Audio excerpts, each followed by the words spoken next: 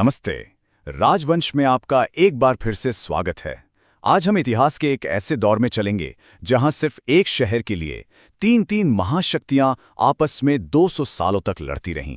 जी हां, एक ऐसा संघर्ष जिसने हिंदुस्तान का नक्शा ही बदल कर रख दिया। पूरी कहानी का केंद्र था सिर्फ एक शहर, कन्नौज।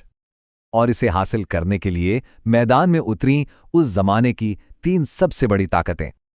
पर सवाल तो ये उठता है ना कि भाई एक शहर के लिए पूरे 200 साल तक जंग, आखिर क्यों?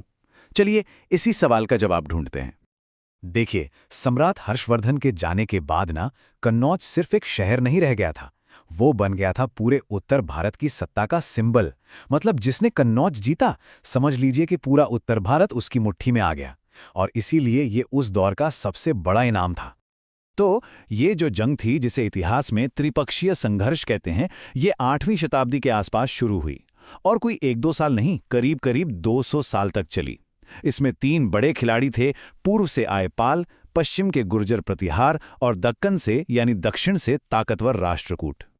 तो चलिए एक एक करके इन तीनों दावेदारों से मिलते हैं। शुरुआत करते हैं पूर्व की ताकत यानी बंगाल और बिहार पर राज करने वाले शक्तिशाली पाल राजवंश से। पाल वंश का राज था पूर्वी भारत पर, और सबसे दिलचस्प बात जानते हैं क्या है? इनके जो फाउंडर थे गोपाल, उन्हें किसी राजा ने नहीं बल्कि खुद जनता ने चुना था।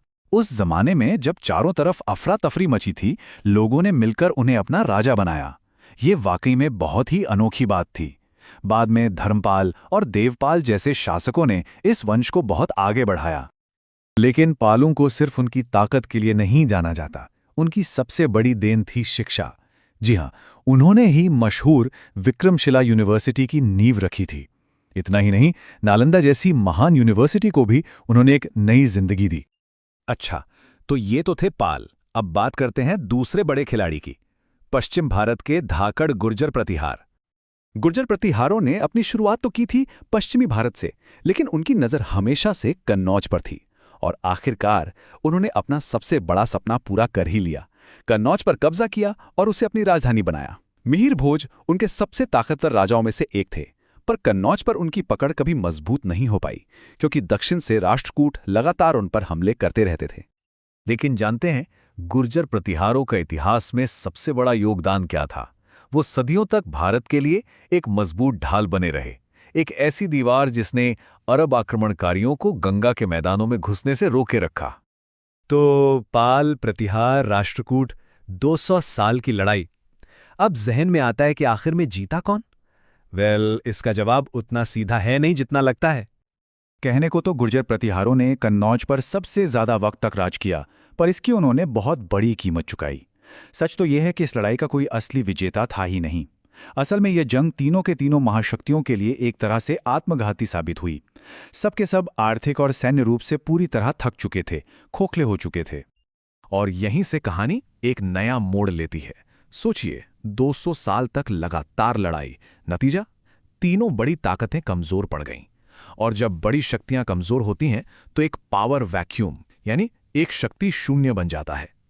इसी खालीपन को भरने के लिए छोटे छोटे क्षेत्रीय राजपूत राज्य उभरने लगे और एक बटा हुआ कमजोर भारत बाहरी आक्रमणकारियों के लिए एक खुला दरवाजा बन गया। तो एक तरह से त्रिपक्षीय संघर्ष का अंत, भारत में एक नए युग की शुरुआत थी, राजपूत काल की शुरुआत।